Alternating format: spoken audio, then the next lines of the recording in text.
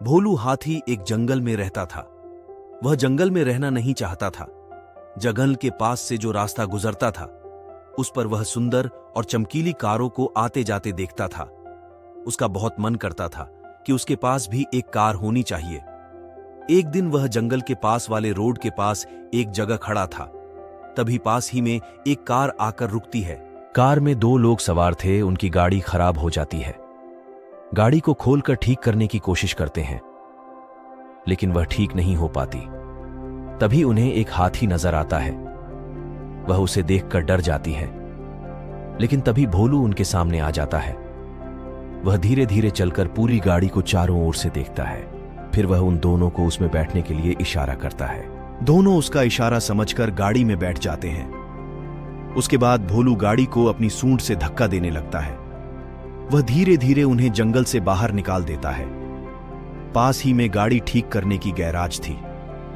दोनों उतरकर हाथी से कहते हैं, आपने हमारी बहुत मदद की। हम आपके लिए क्या कर सकते हैं? क्या आपके लिए केले ला दें? यह सुनकर भोलू गाड़ी के चारों ओर घूमने लगता है और गाड़ी पर बार बार सूंड मारने लगता है। उन दोनों में एक सेठ जी थे और दूसरा उनका नौकर। सेठ जी कहते हैं, तुम्हें यह कार चाहिए? यह सुनकर भोलू हां में सूंड हिलाने लगता है। सेठ जी भोलू से कहते हैं, तुम जाओ, बहुत जल्दी हम यह गाड़ी तुम्हें देने आएंगे। भोलू मुड़कर वापस चला जाता है। सेठ जी का नौकर कहता है, ये क्या कर रहे हो सेठ जी? वो कौन सा हमें पकड़ लेगा? बेकार ही इतनी महंगी गाड़ी उसे दे रहे हैं। सेठ जी ने कहा, अगर वो चाहता तो हमसे ये गाड़ी छीन भी सकता था, लेकिन उसने हमारी मदद की। यह कहकर सेठ जी गैराज में चले जाते हैं। वहां के इंजीनियर को कुछ समझाते हैं। इसी तरह कई दिन बीत जाते हैं। एक दिन भोलू नदी के किनारे पानी पी रहा था। तभी उसे गाड़ी का रहान सुनाई दिया। भोलू दौड़कर रोड पर आया तो देखा सेठ जी गाड़ी के साथ खड़े थे। उन्होंने गाड़ी को लंबा करा दिया था। बड़ा सा गेट लगवा दिया था जिससे भोलू उसमें चढ़ सके। आगे दो बड़े बड़े डिब्बे जैसे रबर के बटन लगा दिए।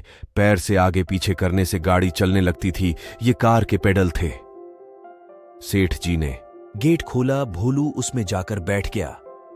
अब वह पैर आगे पीछे करने लगा, जिससे धीरे धीरे गाड़ी चलने लगती है। भोलू को बहुत मजा आता है।